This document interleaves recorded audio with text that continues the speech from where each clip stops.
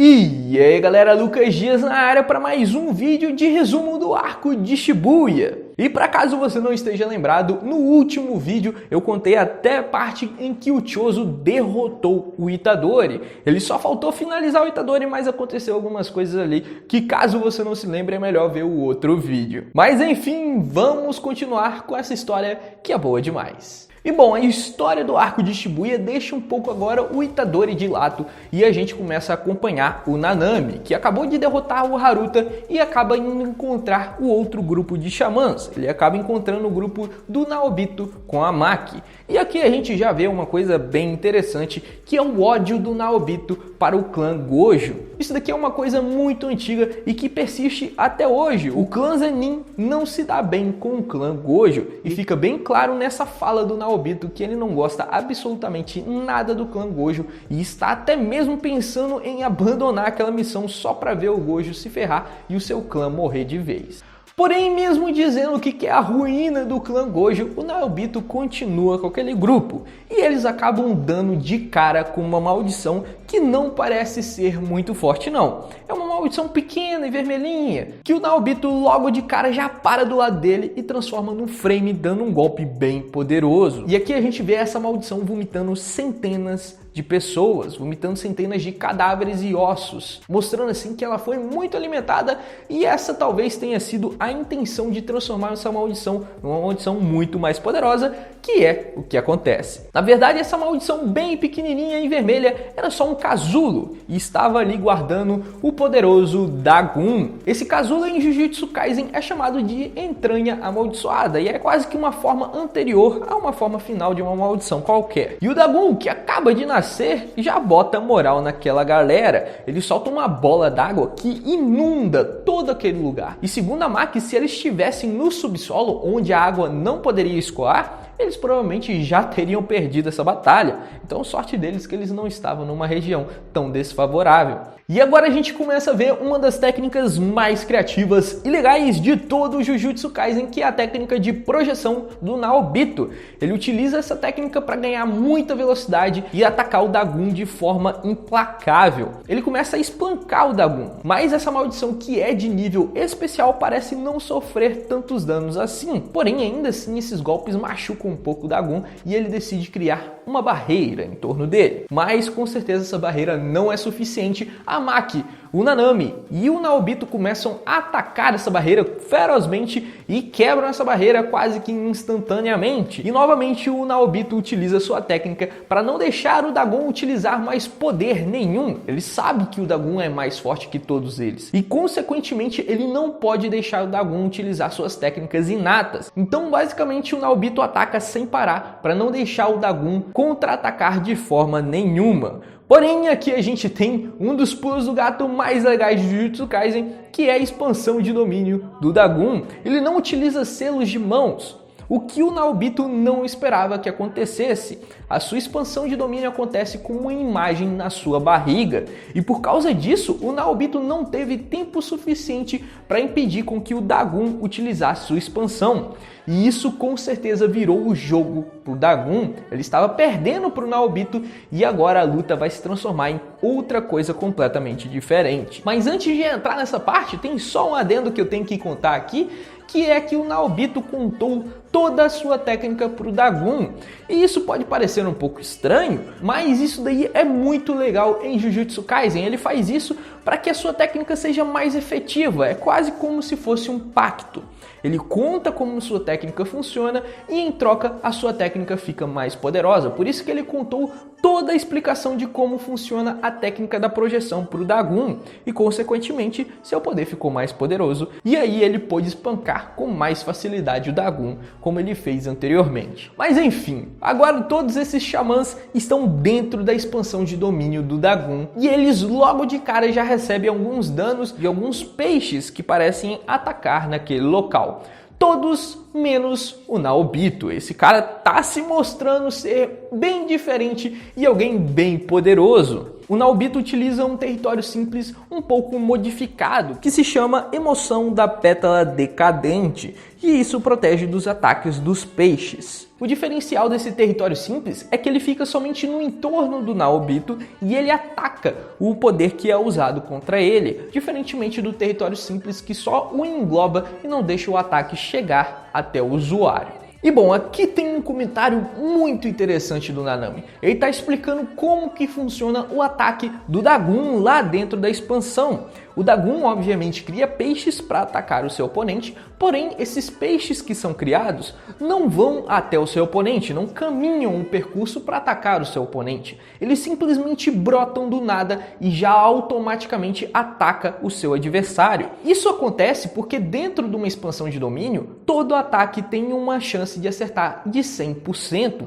E caso ele caminhasse até o seu oponente, isso não seria possível. O oponente poderia se defender de forma muito simples. Por isso que o peixe simplesmente brota do nada, já mordendo o seu oponente. E o Nanami estava falando que não tem como evitar isso. Então, por consequência, o Nanami estava explicando que toda vez que eles forem acertados, eles têm que contra-atacar o mais rápido possível para não levar um dano ainda maior. E dito isso, o Dagon ataca com tudo e utiliza todos os seus Shikigamis peixes para atacar e acabar de vez com esses xamãs que estavam causando tantos problemas a ele. Ele foca principalmente no Naobito, que é o mais forte de todos ali. Utiliza tantos Shikigamis peixes para atacar o Naobito que o Naobito fica sem visão nenhuma. E isso dá a chance do Dagon dar um golpe certeiro com ele mesmo, com a sua própria mão. Ele fez isso porque o território simples do Naobito estava destruindo praticamente todos os Shikigamis que tentavam o atacar. E dando um golpe por ele mesmo, o seu território simples não ia reagir,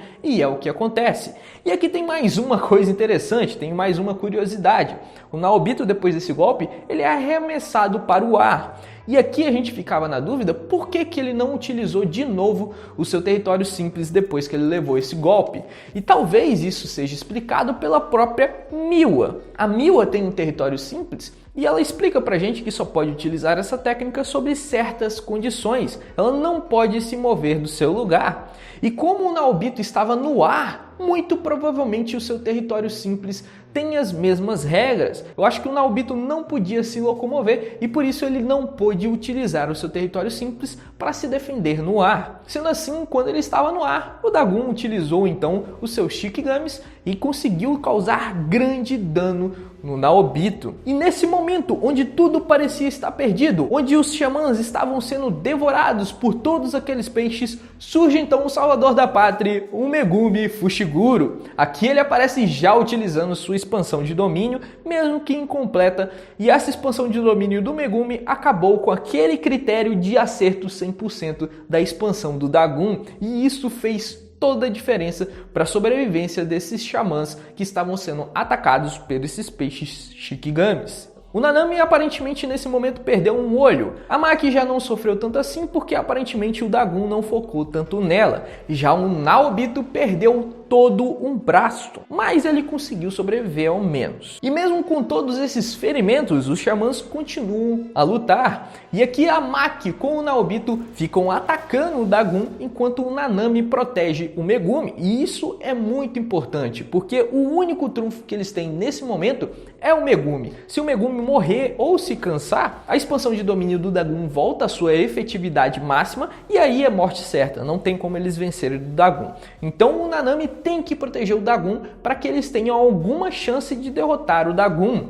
E além disso, também o Megumi deu uma das armas mais poderosas para Maki, que é o bastão de 3 partes. Ele acabou dando a Maki através de sua sombra, com certeza sim melhorando muito a situação da Maki. E estava tudo indo muito bem até esse momento, até que o Nanami olha para o Megumi. O Megumi está acabado, ele está exausto, ele não domina assim tão bem sua expansão de domínio e está se esforçando ao máximo para conseguir manter aquela expansão pequenininha dentro da expansão do Dagon e muito provavelmente ele não vai conseguir fazer isso por muito tempo. Então eles têm que mudar o plano, não dá para derrotar o Dagon naquele momento, porque o Megumi não vai resistir por tanto tempo.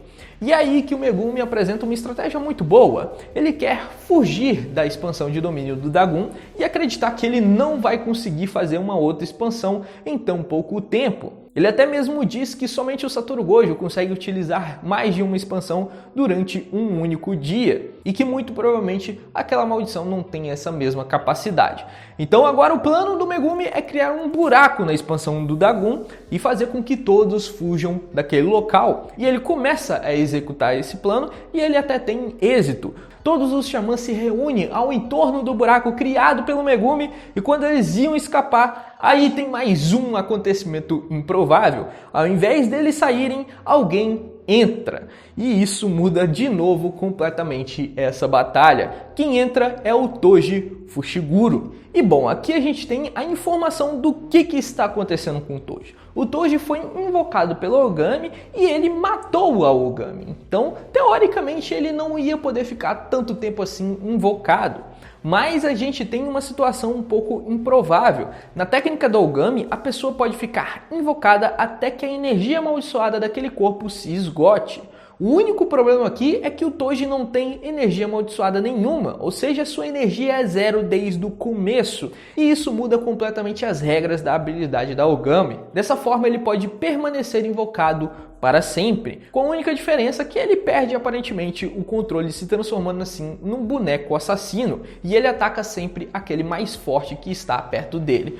Por isso que ele pega o bastão de 3 partes da Maki e parte para cima do Dagon sem pensar 2 vezes. E o Dagon, que por enquanto está até feliz nessa situação, já que eles não conseguiram escapar da sua expansão de domínio, ele se depara agora com um verdadeiro monstro. Ele solta os seus Shikigamis para tentar impedir o Toji, mas o Toji destrói todos eles de forma instantânea. Ele utiliza os seus Shikigamis mais poderosos, mas isso não adianta em nada, o Toji é imparável. E para aumentar o seu dano, o Toji usa da sua criatividade, ele faz lascas com um bastão de 3 partes e deixa suas pontas afiadas, aumentando muito assim o seu dano. E vendo o grande perigo que corria, logicamente o Dagon tentou fugir, ele sabe voar e tentou voar o mais longe possível, mas aí que ele foi impedido pelo Naobito. Naobito sabia que o Toji era a sua única esperança e conseguiu chegar mais rápido no ponto mais alto e conseguiu fazer com que o Dagon não conseguisse mais voar. O Naobito sempre estando presente, demonstrando assim ser alguém muito poderoso. Com essa intervenção do Naobito, o Toji finalmente conseguiu chegar no Dagon. E aí já era pro Dagon. O Toji chegou e começou a esfaquear sem parar o Dagon, não deixou nem mesmo ele falar. Foi um massacre total. Eu acho que ele esfaqueou tanto que nem daria para reconhecer o corpo, para você ter noção. E foi dessa forma um pouco inusitada que eles finalmente conseguem derrotar essa maldição tão poderosa. Porém, não acaba por aqui, porque depois de derrotar essa maldição, o Toji parte para cima do Megumi. Lembra que eu disse que ele era um boneco assassino e que atacava sempre a pessoa mais poderosa? Então, ele atacou o Megumi. E aqui a gente pode chegar à conclusão de que o Megumi é o mais poderoso daquele local, o que seria algo bem espantoso, porque o Naobito estava lá. E o Naobito é um dos xamãs de grau nível 1 mais poderosos que a gente tem conhecimento. Então, com certeza, o Megumi já é um pequeno monstrinho. Além disso, a gente pode se dizer que teve um azar muito grande. Porque quando o Toji pegou o Megumi e o tirou daquele local de forma muito rápida, apareceu uma outra maldição, uma maldição ainda mais poderosa, o jogo. O jogo acabou vendo o Dagon se desfazendo, sendo morto, e ele ficou um pouco pistola e decide matar todos aqueles 3 xamãs, e ele faz isso de forma muito rápida. Com apenas um tapa ele derrota o Nanami, com outro ele derrota a Maki. E quando ele foi fazer isso com o Naobito consegue desviar do golpe do jogo. Porém, ele não é mais o mesmo. O Naobito perdeu um braço e isso diminuiu um pouco a sua velocidade, o que deu a oportunidade do jogo armar armadilhas. Ele fez 2 vulcões nas suas costas que incineraram o Naobito, derrotando assim de forma extremamente rápida 3 xamãs extremamente poderosos. E ainda tem gente que diz que o jogo é fraco. Ele é absurdo e demonstrou com certeza o seu poder ao finalizar de forma extremamente rápida esses 3 xamãs. E bom, depois eu continuo contando o que aconteceu com o jogo. Agora vamos focar um pouquinho na luta do Megumi com contra o Toji. E com certeza o Megumi sabia que não tinha chance nenhuma contra o Toji. Ele viu o Toji derrotar de forma muito simples e fácil o Dagon. Então ele tinha que bolar um plano muito bem elaborado para ter alguma chance contra o Toji. E é isso que ele faz. Ele utiliza dos seus coelhos para enganar o Toji e começar a fugir. E dá certo a princípio. O Toji desfere um golpe assim instantaneamente e erra. O Megumi consegue escapar. Porém, com essa alta velocidade que o Toji tem, ele chega novamente no Megumi e tenta desferir um outro golpe, mas o Megumi escapa novamente, utilizando dessa vez o seu sapo. O seu sapo pega com a língua o Megumi e consegue fazer com que o Megumi desvie novamente de um golpe do Toji. E agora, nesse momento, depois dessa desviada do Megumi, os dois se encontram num beco. E esse era o plano do Megumi. Sem uma área ampla, ele sabe muito bem de onde e como vai vir o golpe do Toji, e ele pretende utilizar isso a seu favor. Além disso, ele tem também a Ieiri, que é uma médica excepcional que consegue utilizar energia positiva. Então o Megumi está pensando em utilizar a Ieiri ao seu favor. Ele pretende levar um golpe do Toji e conseguir se curar utilizando a Ieiri. Isso daí é uma tática muito arriscada, mas é a única chance que o Megumi vê de tentar conseguir ganhar do Toji Fushiguro. E aqui tem só um ponto muito importante que a gente tem que falar do Megumi. O Megumi, até certa parte da obra, ele sempre pensou em se sacrificar para salvar as outras pessoas. Ele nunca pensou em derrotar o oponente e sair vivo. Mas depois da sua luta contra aquela maldição de nível especial, aquela branca, lá naquele arco dos fetos amaldiçoados, ele mudou completamente sua forma de pensar. Ele lembrou do Gojo dizendo que há uma diferença muito grande entre se sacrificar e dar o seu máximo em uma situação de risco. E o Megumi, desde o momento em que ele apareceu no arco de Shibuya, ele não pensou nenhuma vez em se sacrificar para ganhar aquela batalha.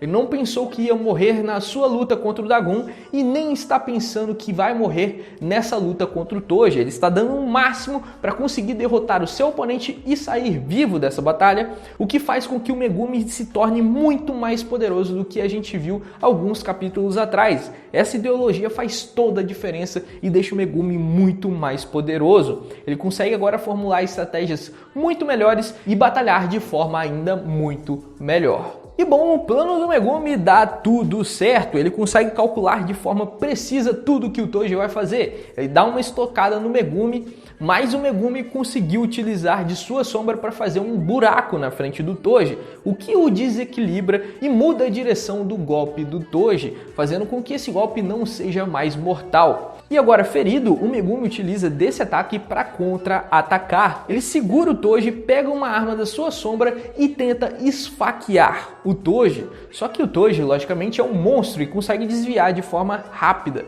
só sofrendo um arranhãozinho na barriga. Sendo assim, agora o Megumi está com um ferimento bem grave e está praticamente sem energia amaldiçoada, já que ele utilizou uma expansão de domínio há pouco tempo atrás. Então a situação agora do Megumi está realmente muito feia, mas a gente consegue ver que o Toji consegue recobrar só um pouquinho a sua consciência. Ele começa a se lembrar do que ele fez com o Megumi. Ele vendeu o Megumi para o clã Zenin, mas só que ele vendeu com boas intenções. Ele queria que o Megumi, que era alguém que ele sabia que tinha talento, tivesse uma vida boa. E na visão dele, o clã Zenin era um local bom para pessoas com talento. Não era um local bom para ele, que não tinha uma técnica inata. Mas para o seu filho, que era alguém extremamente talentoso, com certeza seria um local, no mínimo, aceitável. Por isso que ele vendeu o seu filho para o clã Zenin. Foi pensando mais no Megumi do que nele mesmo. E essa lembrança fez o Toji conseguir controlar o seu corpo por um pequeno intervalo de tempo. Tempo esse suficiente para ele perguntar qual é o nome do seu oponente, descobrindo que é Fushiguro. E terminando assim com a sua própria vida. Afinal, ele ama o seu filho e não quer o matar. Então o Megumi aqui deu muita sorte, ele conseguiu sobreviver por pouco dessa batalha. Mas convenhamos, a gente já viu agora a Maki e o que ela é capaz de fazer. Ela derrotou todo o clã Zenin de forma muito rápida. E vendo agora o Megumi lidar com o Toji por tanto tempo, já demonstra uma evolução enorme do Megumi e o quão poderoso ele já se tornou. Os seus Shikigamis realmente são uma técnica muito interessante e muito versátil que o ajudou a sobreviver desse monstro que é o Toji. E bom, encerrando essa batalha do Toji contra o Megumi, a gente volta a ver o que aconteceu com o jogo. O jogo, enquanto isso, estava derrotando ali os 3 xamãs de forma bem rápida, mas acabou acontecendo uma outra coisa que impediu o jogo de finalizar todos aqueles xamãs. Ele deu sim um golpe muito poderoso nos 3, mas aparentemente ele ia finalizar para ter certeza que aqueles 3 xamãs estavam mortos. E ele não fez isso porque ele sentiu o Sukuna. O Sukuna estava sendo invocado e com isso o jogo sai correndo sem pensar 2 vezes atrás do Sukuna. Encontrando então o corpo do Itadori, ele vê que a Mimiko e a Nanako estão introduzindo os dedos do Sukuna no Itadori. Elas estão tentando invocar o Sukuna. E quando o jogo pergunta quantos dedos elas já deram e elas decidem não responder, o jogo fica um pouco pistola e decide matar elas ali mesmo. Mas antes que ele fosse capaz de fazer isso, a Nanako saca um celular e teletransporta as duas para um outro local. Com certeza essa é uma técnica muito poderosa que eu queria muito ver essa técnica. Mas como a gente vai ver pra frente, isso será impossível. Porque o jogo então decide dar 10 dedos de uma só vez pro Itadori. E aqui a gente tem uma informação muito importante. A gente vê que mesmo se o Itadori consumir os 20 dedos do Sukuna, o Sukuna não vai aparecer. Isso se o Itadori consumir um dedo de cada vez, um dedo a cada dia. Então o corpo dele vai conseguir absorver os poderes do Sukuna e o Sukuna não aparecerá dessa forma. A única forma de garantir que o Sukuna apareça de forma forçosa é introduzindo 10 dedos de uma só vez no Itadori. E é isso que o jogo faz, ele dá lá os 10 dedos e o Sukuna realmente aparece. E essa aparição do Sukuna também encerra mais um dos nossos resumos do arco de Shibuya. E bom, galera, era isso que eu tinha para mostrar para vocês. Espero que tenham gostado desse vídeo e deixa aqui nos seus comentários. Você gostou dessa parte? Gostou dessa luta do Dagon contra esses 3 xamãs? Sinceramente, essa é uma das lutas mais legais do arco de Shibuya, na minha opinião. Mas é claro, tem muitas outras lutas incríveis e que eu estou ansioso para fazer vídeo delas aqui, beleza? Então deixa aqui nos comentários o que você achou desse resumo. No mais, eu vou ficando por aqui e nos vemos no próximo vídeo.